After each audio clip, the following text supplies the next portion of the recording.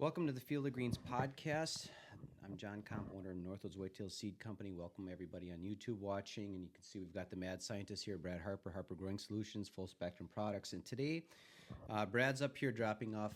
You brought what, 3 totes? Yep. All right, and you're taking 3 pallets of seed home. 3 for so 3. if you're looking for seed, Brad's got it. Anyway, we get a lot of questions. I see a lot of stuff on social media. We want to talk about some of the stuff we've seen and some of the things that you have done, tests you've gone over. But what we want to do is talk about, first of all, you've got a really cool new product out. We've got it on the shelf here, and you've got it on the shelf at harpergrowingsolutions.com. We've got a liquid seed treatment. Now, what I really like about this is I've messed with seed treatment, it's not a coating, okay?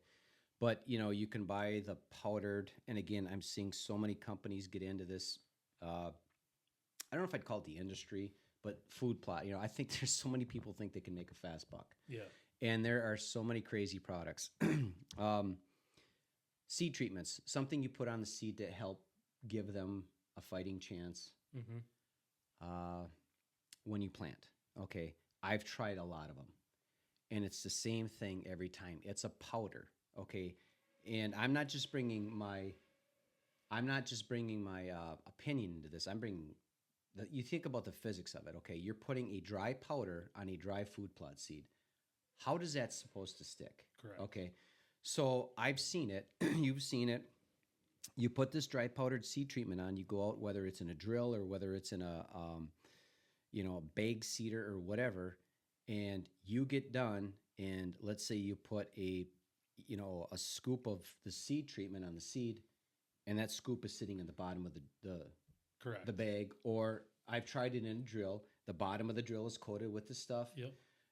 You're out there seeding with a bag seeder, and there's a dust flying everywhere. So you know damn well, 90% of what you bought is gone to waste. Mm-hmm. So you've come up with a liquid seed treatment. Correct. Can you explain that a little bit and the process that's involved with that? Yep. Yeah, so that's the main reason why this came about. A few years ago on the ag side, we started using it, and the results we had were incredible. Now, It's actually biology. So it's bacteria. There's some nutrients in there. But the main thing was to get that bacteria right on the seed, so that way as soon as that's in the ground, they go to work. Mm-hmm. Now is the biggest thing, to where as soon as they go to work, now there's all that little sphere of biology and nutrients right around that. As soon as that germinates, it's there and it can take off. Mm-hmm. That was the biggest thing, though, was the liquid. That way it actually sticks to the seed. We're not like soaking it, so it's not going to germinate instantly, but you're just coating it. Mm-hmm. Now, the application part in a bucket, what we're doing, even for when we do drills or broadcast seeding, it's in a 5-gallon bucket, pour some seed in, squirt in that seed treatment, pour some more seed treatment, and then I'll just take it, mix it up by hand. Okay. We actually got a video on our website, and it's super easy, exactly how it sounds. But then by the time you get done with all your seed, just mix it up, pour it in your drill or your seeder, whatever you're seeding with, go plant. Now this, and Zero waste. We'll show what this looks like here on YouTube. It comes in a little 2-ounce spray bottle. Mm-hmm. Similar, remember when everyone was freaking out about COVID and we all got to wash our hands, blah, blah, blah. You'd buy those little 2-ounce spray bottles of hand sanitizer. It kind of looks like that. Correct. And you're just spraying a little bit on the seed. And, you talk about biology in this, on YouTube, people could see me writing stuff down. When you have a powder, and we talked about this, and we're going to get into this with the humic acid we're working on. What happens to the biology when you've got a powder? Yeah, with biology and amino acids, it's the same thing. And I have a lot more personal experience with the amino acid part, but it's still the same concept with biology. As soon as you dry that down to a powder in order to get it to that form, you're losing a huge percentage of whatever you're trying to save. Sure. So as soon as you get to that step, you just lost X amount, which is, in my opinion, just a complete waste. So rather than make that extra step, yes, the liquid's a little tougher to work with. It has a shelf life. But I'd rather save that huge percentage of amino acids in our liquids and then the biology in that and their other new product, the Meltdown. I'd rather keep that a liquid and make it a little tougher to work with rather than this powder can go sit on a shelf for how long. But you're going to get way better results, and you're going to see the difference just because you're saving that huge percentage, not making that extra step, turning that into a powder, if that makes sense. Yeah. So you buy these powdered seed treatments. It's kind of a double whammy against you. One, and again, it's not my opinion. It's Yes. physics, the law of physics. Okay. You take a dry powder on a dry food plot seed, it's not going to stick. And again, I've watched it time and time again. I just did it. When did I drill that soil builder? It was last year or 2 years ago, and we bought the powder off the shelf. And there's everybody's got their powder now, and everybody has their seed treatment. But it's the same thing. It's a powder, and I dumped it with 50 pounds of soil builder in this drill. I get done drilling, and there's half of it still sitting in the drill. Mm-hmm. All the coulters are full of it. All the tubes are full of it. Yep. And so darn well, let's say I spent $30 on the seed treatment for this particular 50 pounds or whatever. I wasted $25. Yeah. I don't know. Maybe gravity did help put a little bit in that. But if you're out zinging it with a broadcast seeder, Mm-hmm. how physically is that?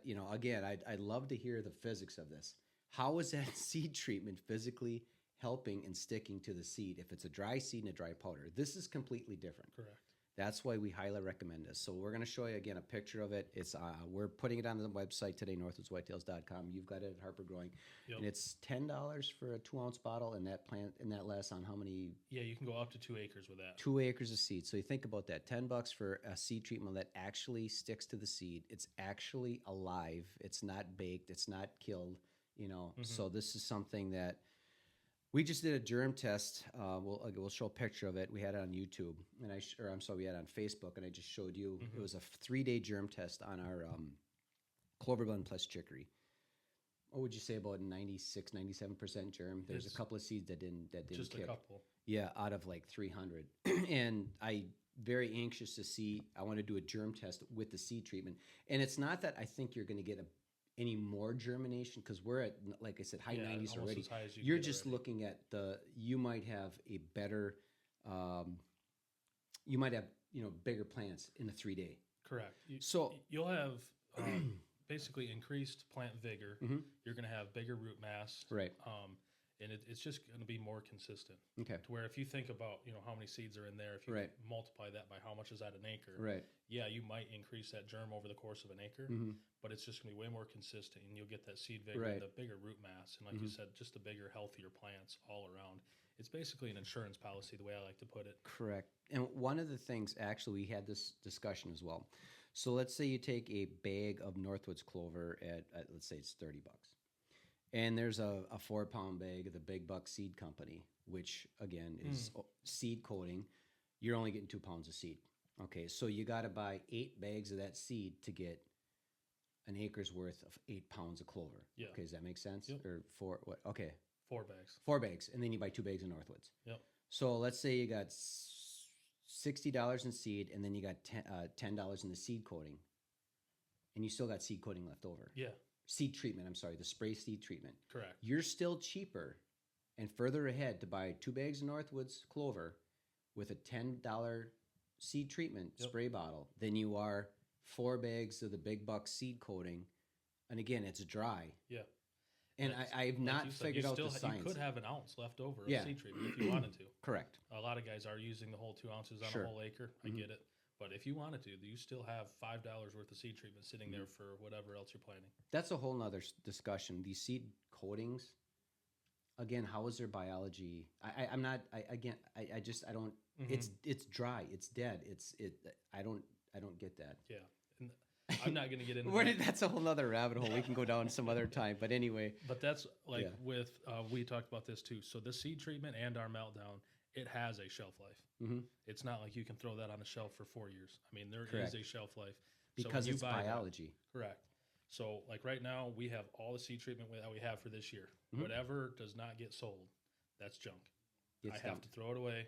It's junk. Okay. I'll dump that on my food plots, and Sure. who knows if I'll get anything out of it or not. But then that way next year we'll do the same thing. We'll have all that in the spring, and that's our product for the whole year. So just with that being said, I think that's a huge point to make, to where there is a shelf life there because it is alive. Okay. So you mentioned meltdown. You want to talk on about that. No, that's the second new product Yeah. that we just put it on the shelf here. You're selling it. Meltdown is that biological primer, so to speak, for breaking down the HD screen, switchgrass, duff, the dead material from last year. Oh. We're gonna try it on some forestry mulched areas. Yeah, yeah, that's great. Like you said, it's a biological product, and it's made for breaking down the thatch or, like you said, any crop residue. So there's countless numbers of different family groups of biology and bacteria. What we did is we took the very specific ones that they can narrow down, responsible for the decomposition of residue, and that's what's in there. So normally on the ag side, as soon as we get done harvesting our corn, we'll go in, we'll spray that with normally like a carbon and a calcium, plant our cover crop. But that way that goes to work right away, and that's going to start breaking that down to where the next spring, all we got to do is run a roller over that corn stubble, and it's not like it's exploding, but it's just breaking that down that much faster to where it does break apart. And when we were at Elliott's, Matt McClure, he had grabbed two different ones, and he's like, "This is weird," and I didn't know where Elliott did the trial. Correct. You can physically feel the difference of where we sprayed it and where it wasn't, just because it's breaking that down that much faster. So it's going to be great on HD screen, help get rid of that. It's going to be great on switchgrass where guys aren't burning. If you're just going to go and mow that, get that sprayed out immediately as fast as you can on there. And that way that's just going to help break that down over the course of that season. And not only is it going to get rid of that so you can reduce the lodging or, basically drowning out your switch, but that's also going to release all those nutrients back into the soil that much faster. Okay. So you can talk about nutrient cycling when you come to that. But it's going to be a sweet product for guys that can't burn, don't want to burn. And then like you were saying in the mulching, if you're mulching a food plot and you got a couple inches thick of wood chips, most guys are going to try to, grapple that out, scrape it off, and now you just lost all your topsoil. Okay. Spray that on there, let that break down. That's going to add more organic matter for you, and just try to get some sort of crop in there and just let it be. So we've got a spot that we mulch. Actually, we're going to take a ride after. I'm going to show you this. We're going to put seclusion in this spot, okay? And this, folks might say, well, I've got switchgrass coming. Is it going to harm my switchgrass that's growing? Is it going to affect what I'm going to plant? Like, we're going to put seclusion in the next 2 weeks. Is it going to affect that? So the earlier you spray it, the better. Yeah. I'm not going to recommend spraying this in July or August. No. We want to do it right now. Right now, Yeah. first thing in the spring, get in there as soon as possible, because it's not going to necessarily kill whatever's alive if you spray it in July or August, but it's going to damage it. Okay. And it's not going to do what you want it to do at that Right. point. So we want to get in as soon as we can. Okay. So maybe you're mowing your screen down in February or March. Maybe you're mowing your switchgrass in April. As soon as you mow, you want to get that on there, not only to speed up that process and utilize that product for its full effect for the whole season, but you also want to do that before you have a ton of growth. How many quarts per acre? If you're just spraying thatch and switchgrass, screen residue, corn residue, it's 1 quart per acre. And you can go 15, 20, 25 gallons of water. That's not as crucial as what we say with the lime and the fertilizers. You can go a little less. Is this something we got to use the big nozzles for as well? Pull the screens out? No, you don't have to pull screens. Okay. I still like the big nozzles. I still like way more water per acre. Just the way I like to do things. Okay. But you can bump that down if you want. But a quart per acre, just up to 30 gallons if you want. But then if you're spraying the wood chips after a mulching, we want to bump that up to 1.5 quarts, which is 48 ounces. Sure. Same concept with the water, but just bump that up a little bit. Okay. And all you got to do is mix that in, and you can mix that with anything. So You could put it in with Roundup or anything? Roundup, you can mix it with our lime, fertilizer, Sure. whatever you want to do. There's guys that are doing an early nitrogen application on switchgrass. That stuff gets 3-4 inches after they mow it. They're doing a little nitrogen with the meltdown, and they're totally fine. Nice. Okay. So, a question I got from a customer about a month ago. What's the difference between the 3-cal liquid lime and then the actual half-gallon calcium? Calcium. So the 3-cal is calcium carbonate itself. So that's what's going to make the reaction in the soil. That's what's going to raise your pH. There's a couple other things in there that help to spread that out throughout the soil. Guys who had used our previous line of liquid lime know that if you don't touch that in a month, it's going to turn into a block. Yes. And we had added some stuff to make that more soluble and keep that in solution a lot better. So calcium carbonate by itself for raising pH. The calcium itself is they take the carbonate off. It's calcium by itself, wrapped in carbon, so it's protected. And that is for, like, looking at a soil sample right here, actually, we're going to talk about. Yep. So if you have high magnesium, and if you have low calcium, or, hydrogen, the hydrogen is for the 3-cal. That's going to fix that. But if looking at magnesium and calcium ratios, like that very top one, before we did anything, I'm going to add a quart per acre on that. Now, that's at 65% base saturation calcium. I'm still going to do a quart, but that's what that's for. That's going to help with that ratio. That's going to help throw roots. That's going to help with plant nutrition with the calcium. And the 3-cal, it helps a little bit with that. And that's why we called it 3, because we're changing pH. We're helping soil structure, and we're giving plant and root available calcium with the 3-cal. Okay. But the calcium itself, that's its only job. And for you folks watching on YouTube, at the end of the show podcast, we're going to actually transition over to a computer screen with these soil tests, and Brad's going to walk through that. So if you don't get that all right now, and again, I don't understand a lot of this, we're going to actually, I'm looking at the computer right now. We're going to walk over to the computer, and we're going to walk you all through this. So and I'll finish up. So that calcium will help with magnesium calcium ratios, help with root growth, plant growth, and then to where, like with Elliot and Jake, they had really heavy, high magnesium, clay-like soils. That calcium is what's going to help to open that up and let that air breathe and let water and air move through there. It's called flocculation, but that's going to open that up and help get rid of that standing water in those spots. And that's the pure calcium. Pure calcium. Okay. All right, so let's talk about, let's see, I'm going to grab a picture here. Can you bring that up? So, like I said before, there's a lot of companies getting into this. We've got one here that has some rather interesting, I don't know what the right word is. I'll say claims. Claims. All right. They have, it's a liquid lime, and it says this product is derived from calcium carbonate, and since calcium carbonate, liquid lime, is not water soluble, we had to separate the carbon and calcium bond and had to bind it an energy source, so blah, blah, blah, blah, blah. We had to add agricultural grade calcium chloride, not to be confused with regular calcium chloride. So they're basically saying we added calcium chloride, which is safe. You want to get into that a little bit? And I know we were hoping to have our agronomist on today who could really break this down. And when he sees this, he kind of laughs about it. Yeah. Can you break this down on what your thought is versus, this versus our lime? Yeah. No, and I'll touch on that, but I think I will save the bigger discussion for him, because he will do a lot better job than I can. But basically what they're saying is, which they're not wrong, there are a couple different grades of calcium chloride, but you can't get away from the fact that it's still calcium chloride. And what's chloride? Yeah, not good. And it's not going to raise pH. Right. So regardless of whatever amount of calcium carbonate that's in there, either A, they're cutting it, or B, it's another one where it's just calcium chloride. And when I looked at this, I think their calcium is like 9%. So even if there was 9% of calcium carbonate in there, or 5% of calcium carbonate and 4%, I mean, either way, it's still chloride. So you're not going to do a very good job or be very efficient in raising that pH and what that product's designed for.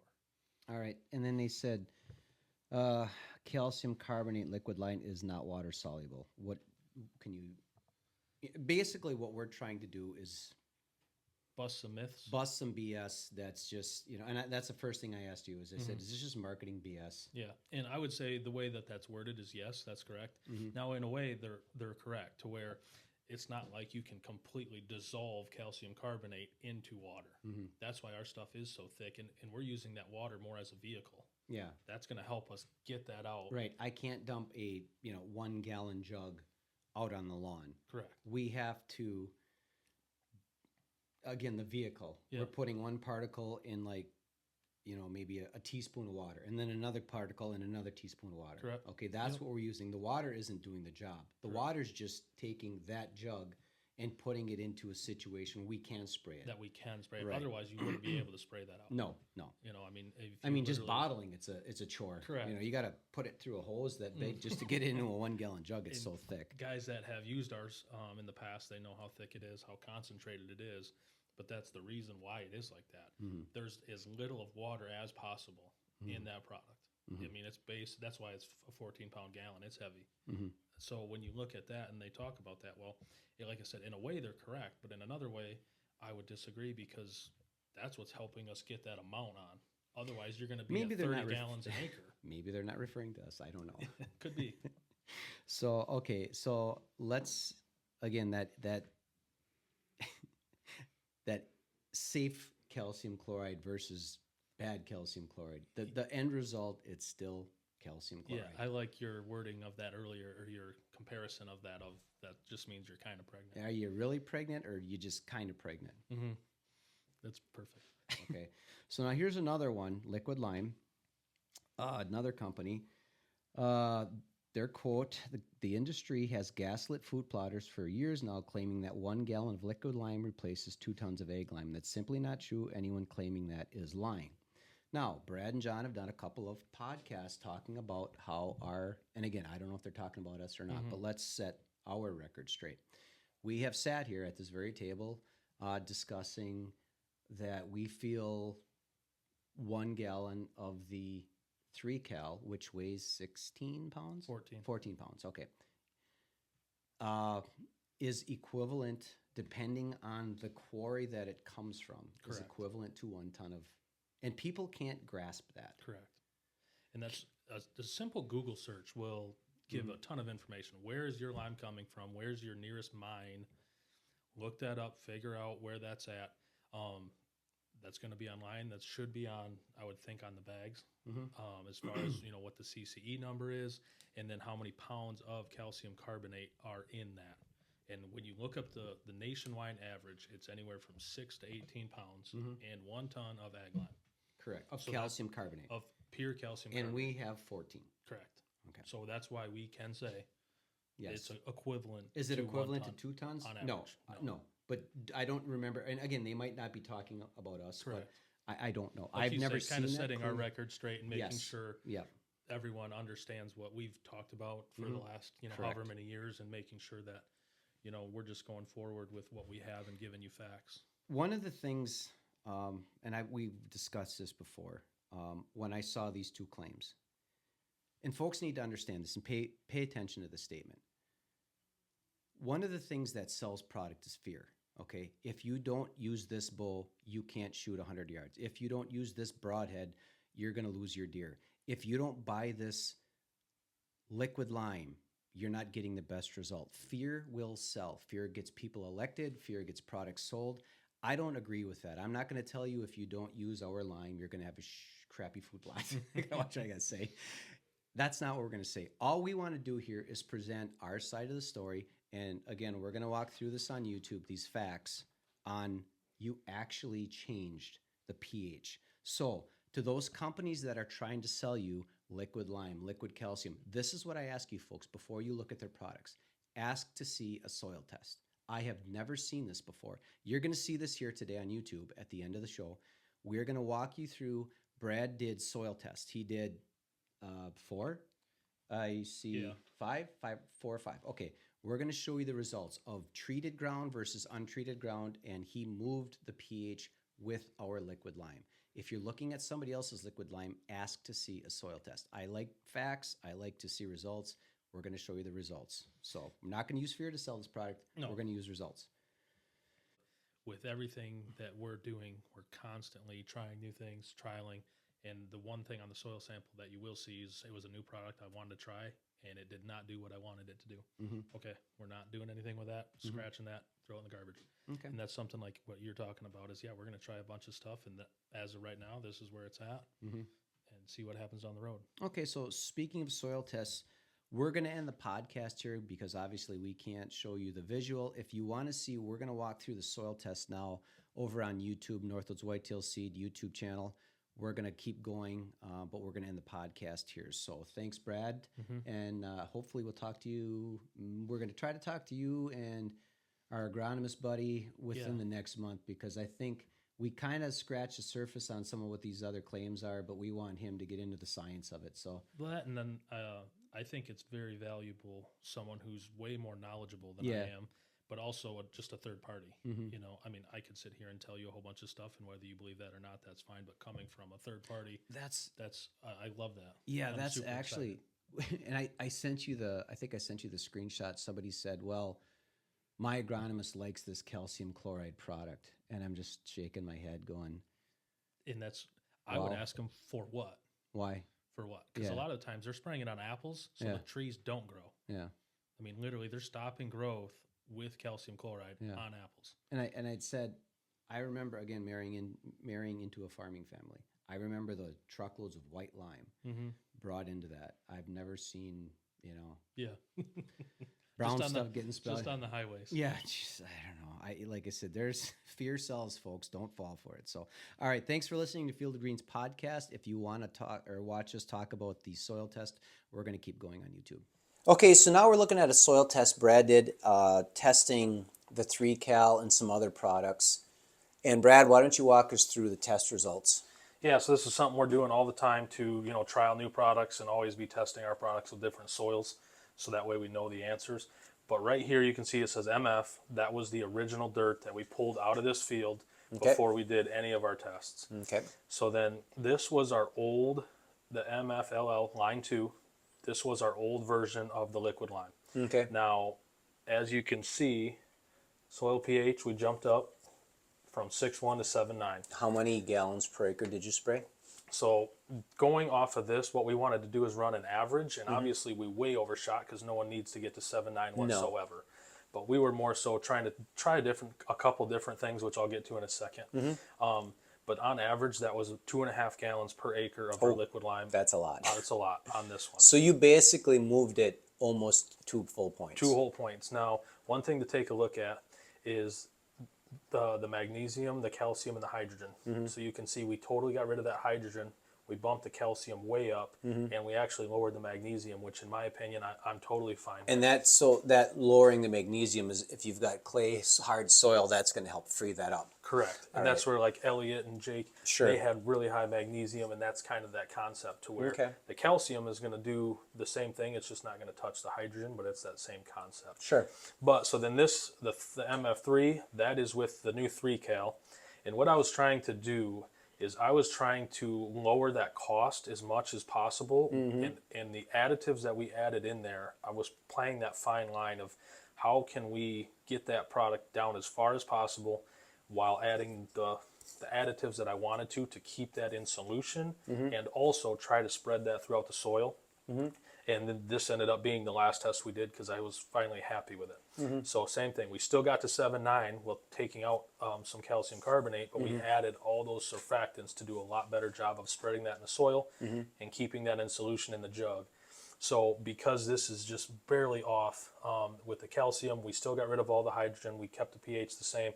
I was super happy with it. So that is that 3-Cal. So when you look at, if you're doing 2.5 gallons per acre, that's what you're going to get in this soil.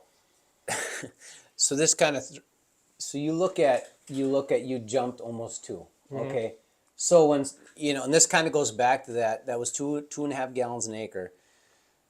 Those guys talk about, adding 2, 3, 4,000 pounds of liquid lime. That's the kind of movement you might see. Yeah, that's almost 2 whole points. That's 1.8? Yep. Okay. How long between this and this? Like how long when you got bare dirt, or the your base test was 6.1?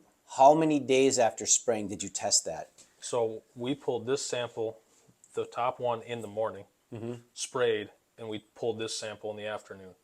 Now we did that because in the lab they're mixing that, and that's going to make the reaction in the test in the lab, but that's going to be equivalent to like a really good rain. Okay. So technically all this was done the same day. Holy cow. But if you were to think that that's how fast that reaction takes place, once you get that in the ground, get it washed in, it's going to take place very quickly. So you can see, and that's why, like I said, that MF3, that third line, that's of the 3-Cal, and that's what that did. The MFC, That was a product that I was trialing.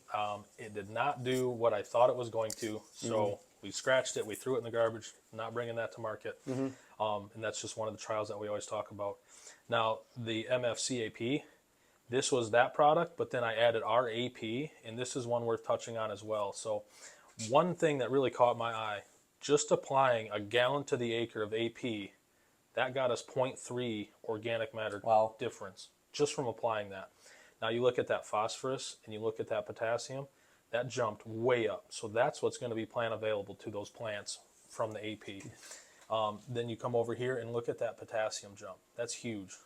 You're not going to get that with... That was 1 gallon an acre? 1 gallon an acre. Sorry. Okay, go ahead. You said you weren't going to get that with what? You're not going to get that with 0060.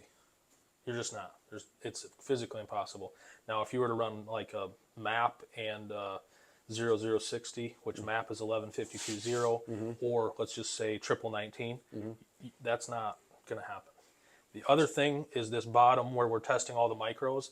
This is where we were testing the AP, and this is the final one as well, to where I wanted to see how much of a jump we were getting with our micronutrients. This goes back to what you sent us last week in our group chat with people applying a granule, basically a mineral product on their food plots for micronutrients. Correct. So how many bags and bags would you have to apply to get a jump like that in those micros compared to we're doing a gallon, and we're doing that for the fertilizer portion of the plants, but now we're getting those micros right with that AP. So that's something that's huge. It's not two different products. You're not adding 3 bags of this and another 2 bags of that on the whole plot, or it's not a separate thing. It's just, hey, we're already using AP for the fertilizer, and that's the jump in micronutrients that we're getting. Yeah, I think if people are wondering what we're talking about, we saw posting about a mineral that's being sold now that's supposed to aid in your food plots. And to me, it kind of looks like a knockoff of the old Redmond Fine number 10. And I know a lot of guys used to do that, but Elliot said he stopped doing it because it burned up his clover. Because there's salt in there. Oh, a bunch. And whether it's natural salt or whatever, and again, it's a solid. It's a solid mineral. You're going to need a bunch of rain to get it in the ground, or you can buy our liquid AP, and here's the hard numbers right here. Like I said, we're all about facts, and we're all about testing and bringing you folks information, not just what the latest pro staff guy says. So to wrap this up, basically this is what the dirt was, and with our 3-cal, this is what it became. So yes, this does actually change pH. Now, Brad, what do you think if this was 2.5 gallons an acre, goes to 7.9. So let's just say the guy, girl, they buy a jug of, they start out at 6.1, and that's about what a lot of ours is on the second lease we're going to go look at today.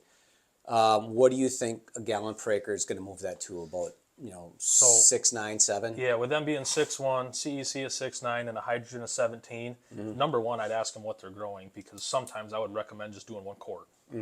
So 1 quart per acre of our 3-cal would be fine.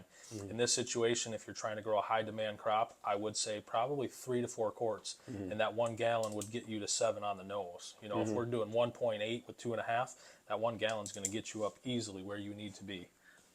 Okay. Alrighty. Hope that. Yeah, hopefully that helps. But like I said, I'm really glad we were able to share this, because not only can we take a look at that pH, what that's doing for calcium availability, but then also, I mention it all the time of how much micronutrients are in that AP and how much of a benefit that is. Now being able to see, the phosphorus, potassium, base saturation potassium, as well as all those micros, and you can visually see what one application can do just to help your ground, let alone make that change right there. So if you're looking at quote-unquote liquid lime products and you don't know who's to buy, this is the full spectrum 3-cal liquid lime, northwoodswhitetails.com or Harper Growing Solutions. Ask to see a soil test. If they can't show you a soil test, I would move along. I would even say that for the liquid fertilizer version. Sure. What can you show me? Show me how your liquid fertilizers help the soil. Exactly. All right. Thanks, Brad. Yeah. No, I appreciate it.